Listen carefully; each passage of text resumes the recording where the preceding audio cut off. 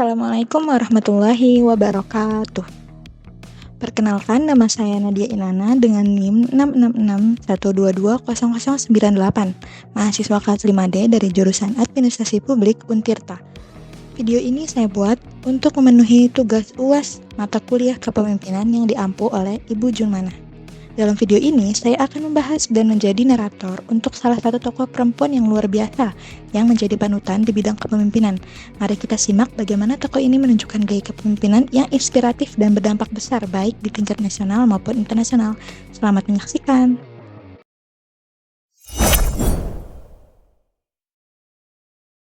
Sri Mulyani Indrawati yang lahir pada tanggal 26 Agustus 1962 di Bandar Lampung, Indonesia, adalah simbol keberhasilan dan dedikasi di dunia ekonomi dan keuangan, baik di tingkat nasional maupun internasional. Ia meraih sarjana ekonomi dari Universitas Indonesia pada tahun 1986, kemudian melanjutkan lagi studinya di University of Illinois, Urbana-Champaign, Amerika Serikat, dan meraih gelar Master of Science serta doktor di bidang ekonomi. Nah, perjalanan karir Sri Mulyani mencatatkan sejumlah prestasi luar biasa. Beliau terpilih sebagai wanita paling berpengaruh ke-23 di dunia versi majalah Forbes pada tahun 2008, serta wanita paling berpengaruh kedua di Indonesia versi majalah Global Asia pada bulan Oktober 2007.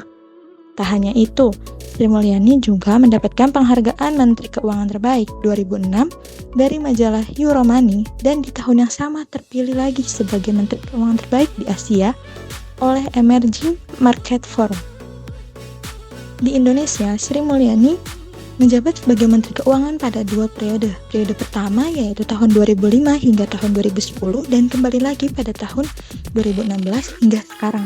Pada tahun 2008, ia menjabat sebagai pelaksana tugas Menteri Koordinator di bidang perekonomian setelah Dr. Budiono dilantik sebagai Gubernur Bank Indonesia. Di tingkat internasional, Sri Mulyani menjadi Direktur Pelaksana Bank Dunia pada 1 Juni 2010 hingga 27 Juli 2016. Itulah mengapa ia sempat menghilang dari tahun 2010 sampai 2016.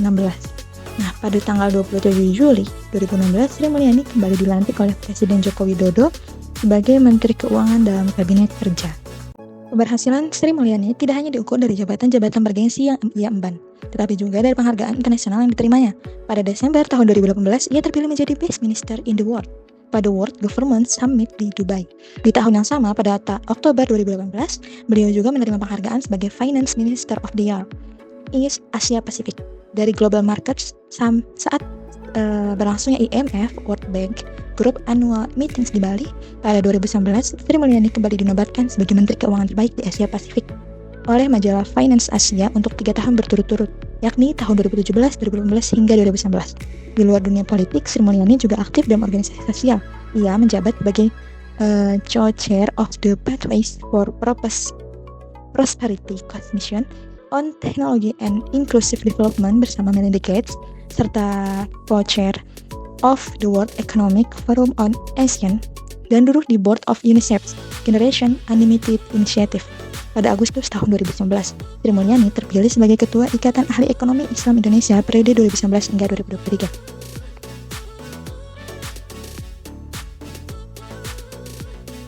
Sri Mulyani Indrawati sering dianggap menerapkan gaya kepemimpinan transformasional yang sesuai dengan teori James McGregor Barnes 1978 dan Bernard M. Bass 1985.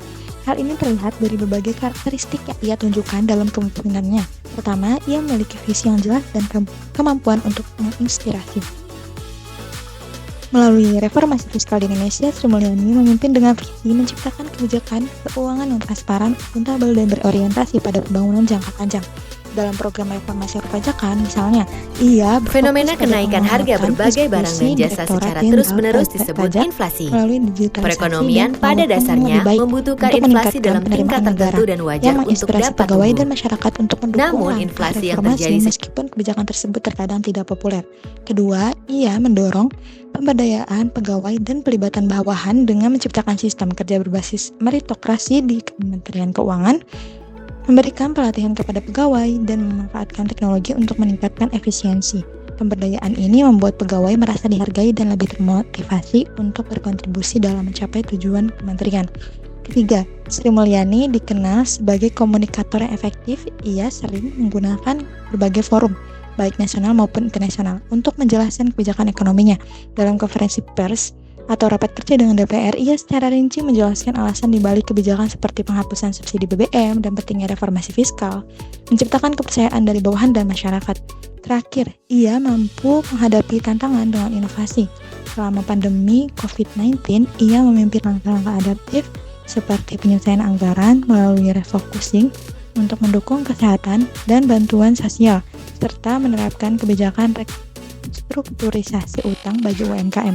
Tindakan inovatif menunjukkan fleksibilitas dan kepemimpinan yang kuat dalam situasi sulit, menjadikannya kepemimpinan transformasional yang menginspirasi. Sri Mulyani Indrawati juga dikenal menerapkan gaya kepemimpinan demokratis yang sesuai dengan teori participative leadership oleh Kurt Lewin 1939. Gaya ini terlihat dari bagaimana ia melibatkan berbagai pihak dalam pengambilan keputusan dan mengutamakan transparansi. Ia secara aktif mendengarkan masukan dari berbagai panggung kepentingan dalam proses kebijakan. Sebagai contoh, dalam pelaksanaan program tax amnesty 2016-2017, ia berdiskusi dengan asosiasi pengusaha, pelaku usaha kecil hingga masyarakat umum untuk memahami kekhawatiran mereka terkait kebijakan perpajakan. Masukan tersebut ia gunakan untuk menyempurnakan pelaksanaan program, sehingga menjadi salah satu program amnesti pajak tersukses di dunia, mencerminkan penghargaan terhadap kontribusi berbagai pihak untuk menciptakan kebijakan yang inklusif. Selain itu, ia mendorong kolaborasi lintas sektor dalam pengambilan keputusan untuk masalah kompleks. Selama pandemi COVID-19, Sri Mulyani bekerja sama erat dengan Kementerian Kesehatan, Bank Indonesia, serta lembaga internasional seperti IMF dan Bank Dunia dalam merancang kebijakan pemulihan ekonomi nasional atau PEN. Alokasi anggaran untuk bantuan sosial, kesehatan, dan dukungan UMKM disusun melalui diskusi dan konsultasi dengan berbagai ahli, mencerminkan prinsip kolaborasi dalam gaya kepemimpinan demokratis. Hanya itu, Sri Mulyani juga dikenal dengan gaya komunikasinya yang transparan.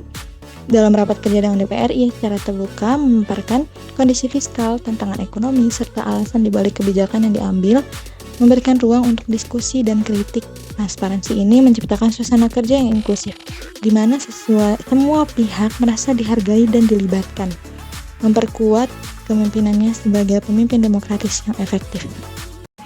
Terima kasih telah menyaksikan video ini. Semoga pembahasan mengenai gaya kepemimpinan tokoh perempuan inspiratif ini dapat memberikan wawasan dan motivasi bagi kita semua, terutama dalam memahami bagaimana kepemimpinan dapat membawa perubahan yang positif. Saya Nadia Inana mengucapkan terima kasih atas perhatian semuanya, dan semoga apa yang saya sampaikan cukup bermanfaat. Assalamualaikum warahmatullahi wabarakatuh. Sampai jumpa di kesempatan berikutnya.